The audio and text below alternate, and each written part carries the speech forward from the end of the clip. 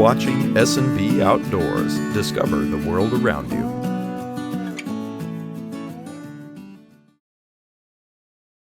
Hello everyone, welcome to another video for S&B Outdoors. And yes, my neighbor's dog likes to bark, so hopefully he'll keep that down to a low roar. Of course, when we start getting into this episode, I'm sure he'll have something to say. For this episode, we're going to be checking out calling. Since we're in turkey season right now, or at least we're kind of getting towards the end of turkey season. Hopefully you guys got to check out the previous video of our turkey hunt that we did when my son got to shoot his first Osceola turkey.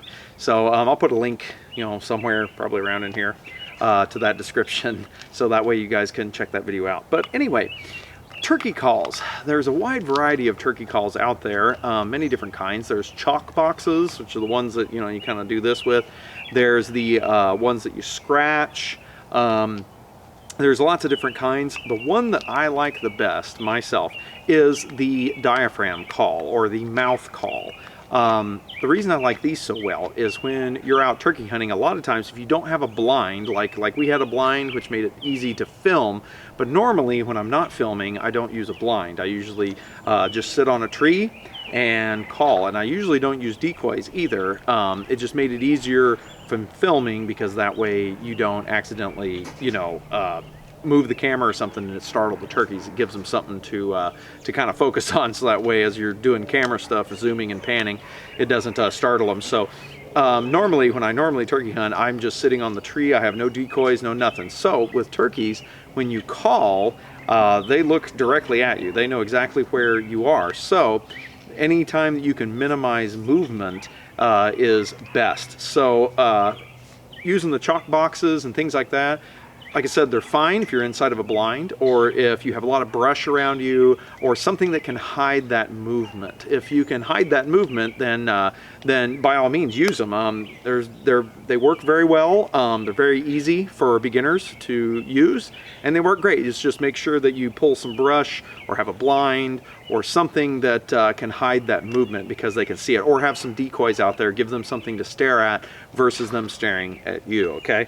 But for those of us that want to be a little more advanced, the mouth call is the best way to go because you're behind a head net when you put your head net on, and they cannot see your mouth moving when you have this in there. So you can sit stone still and still call and work the birds without actually, them seeing any movement or causing a problem, okay? So the ones that I like myself, there's a lot of different brands out there, but the ones that I like the most is the HS Strut. Those are kind of probably my favorite. Pretty inexpensive, simple. There's also Quaker Boy. I've used Quaker Boy before. I haven't really seen many of those on the shelf anymore, so I don't know if those are even in production anymore. But still, Quaker Boy is another one that I've used that does pretty good. There's some of these real fancy ones that are like $20, $30 for a mouth call, and they have all it's almost like razors, it's like they have 3, reeds in them, or they have 4 reeds, or they have, just something simple. It's like I told my son, really it's the pattern that we're going to learn moreover than the exact sound. If you can replicate the pattern and have the sound be close, you're going to do just fine. So the one that I'm using today is funnily called, it is the Double D. I like that one and the Raspy Hen. There's the Raspy Hen one I think I've had a lot of success with. I just didn't have that one available, so I'm using the Double D. Now, they all have like a bump on the top of them. The bump goes towards the roof of your mouth. So first thing we have to do is we have to kind of get it wet. So I usually turn it sideways in my mouth. I don't know if you guys can see that. And then just kind of work on getting it wet, because it will need to be lubricated for it to flutter right. So the idea behind doing this, okay, is you're going to place this in the roof of your mouth, and you're going to take the tip of your tongue and put it against the back of your teeth. So if this hand is your teeth, on your lower teeth, you're going to place the tip of your tongue on the back of your teeth, okay, and you're going to hump your tongue up like this and press up against that diaphragm that's in the roof of your mouth. I'll see if I can't, hopefully I can demonstrate this. I don't know if I really can or not. So the diaphragm is going to go against the roof of your mouth. The hump of your tongue is going to go up against this, okay? So it's going to be like this when you're doing it. Your tongue's going to flex up, you know, your tongue's against your teeth, and then you're going to hump up your tongue until you press against this diaphragm, okay? Once it's in the top of your mouth. Now the idea is you only want air to go across the diaphragm, okay? So keep that in mind. Here, let me sit down here. Keep that in mind. You want it to go across the diaphragm. So you don't want air coming out around your tongue. So practice by curling your tongue up and blowing air. Try to form a channel right down the middle of your tongue. Like that. And make sure, try to seal off your teeth and everything else to where just a jet of air goes right across your tongue. So as your tongue's sitting here against your teeth, you want that air to just come right down your tongue. You don't want it to go around your tongue, you want it to go right down your tongue, okay? Now, the way that it's going to yelp, the pattern that I generally use most of the time, I've got a very noisy blue jay. He is just yelling his face off. Anyway, you're going to want to do yelp, yelp, yelp, yelp, yelp. Somewhere around 5, maybe 6 types, or 6 times. Yelp, yelp, yelp, yelp, yelp, yelp, yelp. Somewhere 5 to 8 times, somewhere around in there is what you're going to want to do, okay?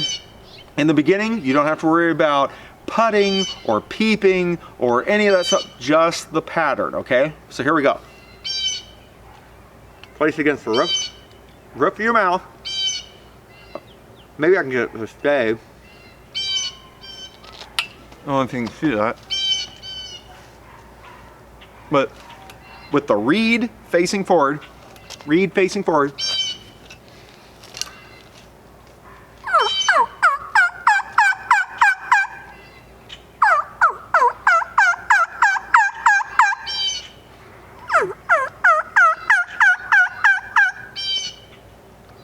okay?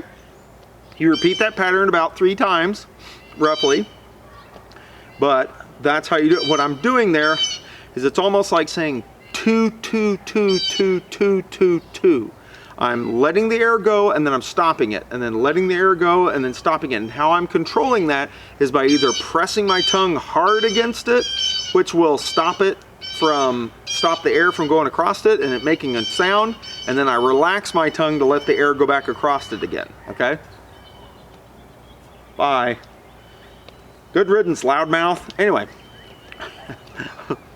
so here we go again.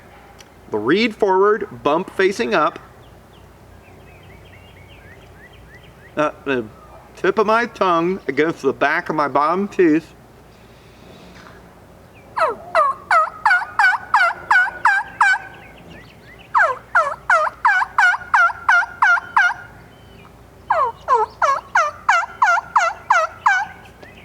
Okay, and see, like there at the end, I kind of squeaked it or whatever. It's okay. It's totally fine. My son, he's having trouble with containing the air. The air is kind of escaping a little bit, so his is kind of breathy. But as you saw in the movie, I think in the video, you see him going. Did not ruin anything. Did not scare the turkey. In fact, the turkey gobbled at him. I have even gone and tried this sometime. Once you learn the pattern, okay, and it's real simple. 5 to 8 yelps. Yelp, yelp, yelp, yelp, yelp, yelp, yelp. You know, just 5 to 8 yelps. And you do it 3 times, and then you sit and wait. Now, I've gone to the zoo, actually, the zoo here in where I live, and I've whistled at turkeys like that. Just literally gone.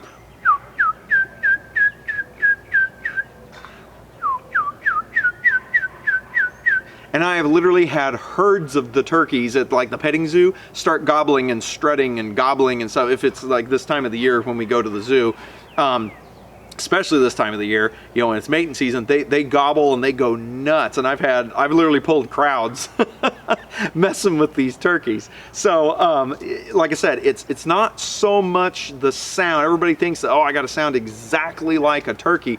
In my experience, and I've hunted a lot of turkeys ever since I was a little kid, and in my experience, it's mainly the pattern, you know, and if you don't do something crazy, you know, if you don't, you know, like make some real loud sound and then a quiet sound or something, as long as you're not doing that, but just if it's a slow and steady pattern, even like I said, whistling.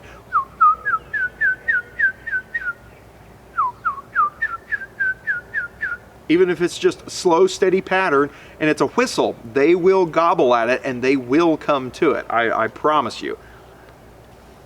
So, to recap, get yourself a mouth call and start practicing. Go outside.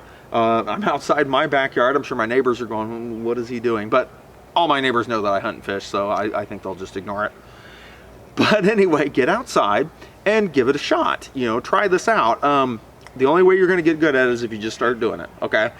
So later we'll learn the cackle, but that's going to be getting a little more advanced. I'll let you guys see what you think of this video. If you want to learn the cackle, which when you cackle at them, they usually come running pretty quick. At least most of the time I've done it, I've had them really puff up and really come at me. And so I can teach you the cackle, and I can teach you a little bit of putting. Honestly, I don't putt. I don't. A lot of times when turkeys putt, it's when they're nervous or they're scared. And so they do that putt, putt, putt, putt, putt, putt, putt, putt, putt, you know, and they'll take off running usually when that happens. So I don't mess around with putting very much because a lot of times in my experience, everybody's different, and I've only hunted turkeys in Kansas. I haven't gone all over the world, so it could be different. But in Kansas, where I'm at, and all the places that I've hunted, which I've hunted kind of from the east to the west in Kansas, and I've never really used putting.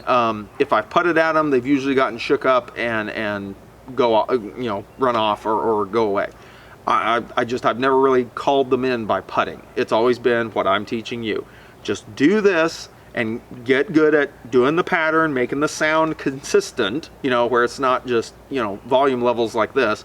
Make the sound consistent, and no matter what it sounds like, you will be fine, because not every hen turkey sounds the same.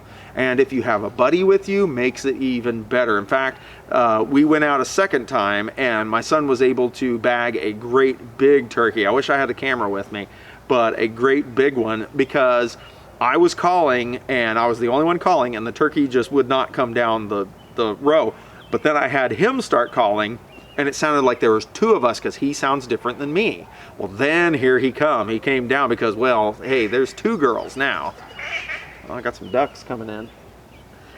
In any case, thank you guys for watching. Give this a try. They're fairly inexpensive. Like I said, HS Strut and Quicker Boy. Try those out. They're fairly inexpensive. Give it a shot. See what you think. And try it out in the woods. Go hunting with this and see what it's like. All right? All right, guys.